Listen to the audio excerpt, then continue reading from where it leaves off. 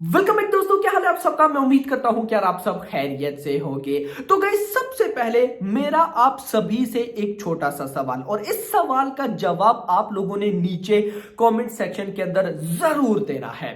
Question ये है कि this year 2024, next year 2025 and उससे अगला साल 2026, इन 3 सालों में भाई साहब कौन सा ऐसा इंडियन एक्टर है जिसकी बहुत डेंजरस फिल्म्स आने वाली है, बहुत ज्यादा बॉक्स ऑफिस कलेक्शन करने वाली है। एट द एंड अगर सिंपल वर्ड्स में बोलूं तो इन 3 सालों में किस एक्टर की लाइनअप फिल्म्स जो है, अपकमिंग फिल्म्स हैं, वो बहुत डेंजरस है। अब आप लोगों ने भाई साहब, आपको जो भी एक्टर लगता है कि भाई साहब सलमान खान है या आमिर खान है या रॉकी भाई है या शाहरुख खान है, आपको जो भी लगता है आपने नीचे कमेंट सेक्शन के अंदर बताना है, माइंड में मूवीज रखते हुए। ये ना हो अगले 3 सालों में किसी एक्टर की एक फिल्म भी ना आ रही और आप उसका नाम ले लो। जो जो आपको पता है आपने उसके अकॉर्डिंग बताना है। मैं आपको अपना बताने वाला हूं। मेरी नजर में अभी अपकमिंग इन 3 इयर्स में एक ही भाई साहब ऐसा एक्टर है जिसकी एक तो बहुत सारी फिल्म्स हैं, बहुत डेंजरस लाइनअप है और बहुत बॉक्स ऑफिस कलेक्शन है, और वो थंबनेल टाइटल में आप लोगों ने देखकर आइडिया लगा लिया होगा।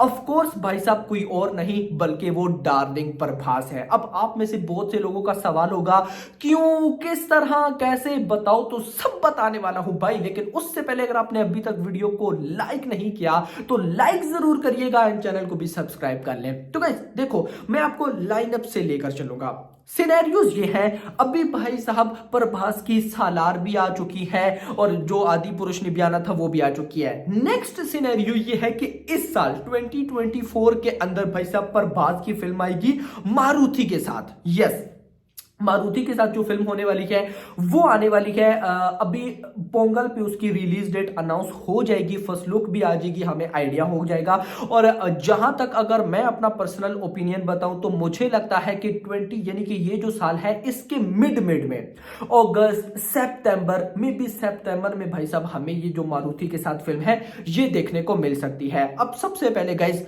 ये जो फिल्म है ना, ये एक टोटली यूनिक फिल्म है। इसका जोनरा है हरर। इससे पहले हमने प्रभास को हरर जोनरा में नहीं देखा। अभी तक हमें नहीं पता कहानी क्या है, टीजर ट्रेलर आएंगे तो आइडिया होगा। तो अभी भाई साहब इस फिल्म को लेकर मैं ज्यादा बात नहीं करना चाहता, क्योंकि मुझे अभी इसका बजट भी नहीं पता, कहानी भी नहीं पती, रोल भी नहीं पता प्रभास का। एक ये तो पता है कि लव रोमांटिक टाइप रोल है, लेकिन मजीद डिटेल्स नहीं है, तो इस पर मैं कोई बात नहीं करूंगा। लेकिन इतना जरूर बताऊंगा इसी साल में मारुति के साथ जो फिल्म है वो आएगी। लेकिन इसके साथ इसी साल में जो बड़ा धमाका है वो है कल्कि। देखिए गाइस, कल्कि का जो बजट है वो है भाई साहब 600-700 करोड़ रुपए। यस, 600 करोड़ तो इसका अभी बजट है, ये बढ़ के 700 करोड़ तक हो जाएगा।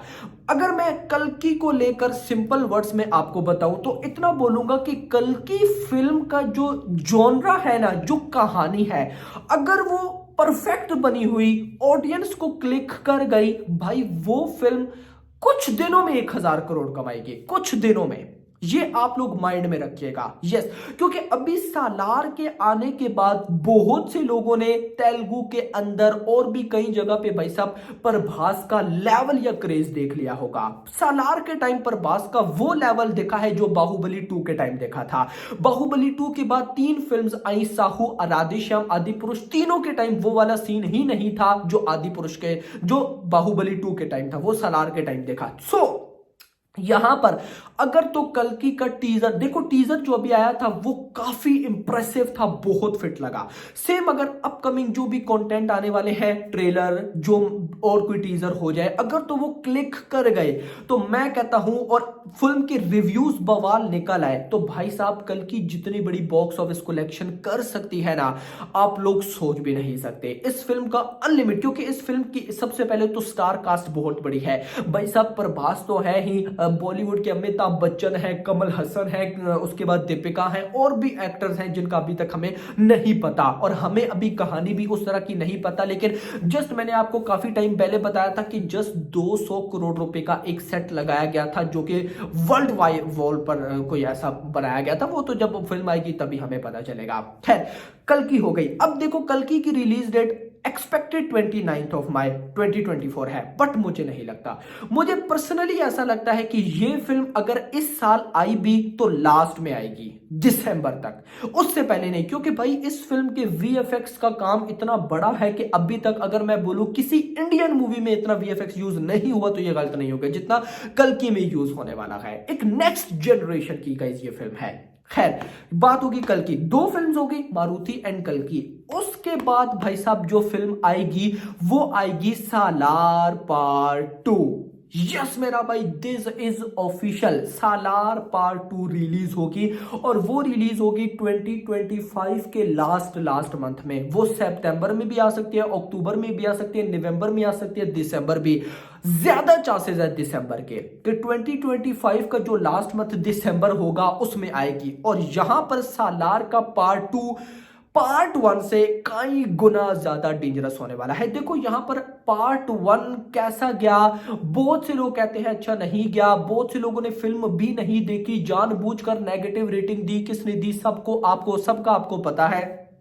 पार्ट 1 से रिलेटेड जानबूझकर नेगेटिविटी की गई, ये किया गया, वो किया गया।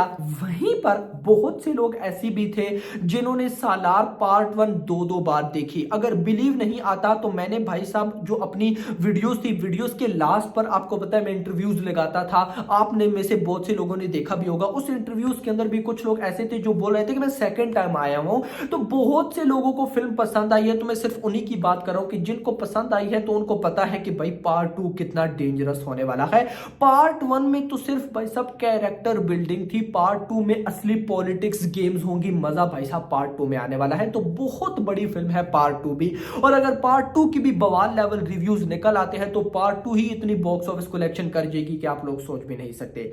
उसके बाद भाई साहब मेरी नजर में प्रभास की most upcoming anticipated dangerous film आएगी, जिसका नाम भी पता है, जिसका नाम है of course spirit, Sandeep Reddy Vanga के साथ। और भाई एनिमल को देखकर, एनिमल में संदीप रेड्डी वांगा का विजन, उसकी डायरेक्शन देखकर मुझे इतना तो आइडिया है कि भाई फ्यूचर का ये बहुत बड़ा स्टार है। वो स्टार नहीं, फ्यूचर का ये बहुत बड़ा डायरेक्टर है। यानी कि रणबीर कपूर को उसने रोल में क्या क्या करवा दिया, किस तरह से ढाल दिया। A rated film, long duration. उसके बाद भाई साहब विद कैलाश सैम बहादुर के साथ भी उस फिल्म ने 900 करोड़ प्लस ठोक दिया, तो कमाल है। और इतना कि संदीप रेड्डी वांगा ने खुद प्रभास के साथ जो स्पिरिट है उसके बारे में डिटेल दी और बोला कि स्पिरिट के अंदर प्रभास एक कॉप का रोल प्ले करने वाले हैं, sincere cop, sincere police officer. आज से पहले भाई साहब हमने प्रभास को पुलिस के रोल में नहीं देखा।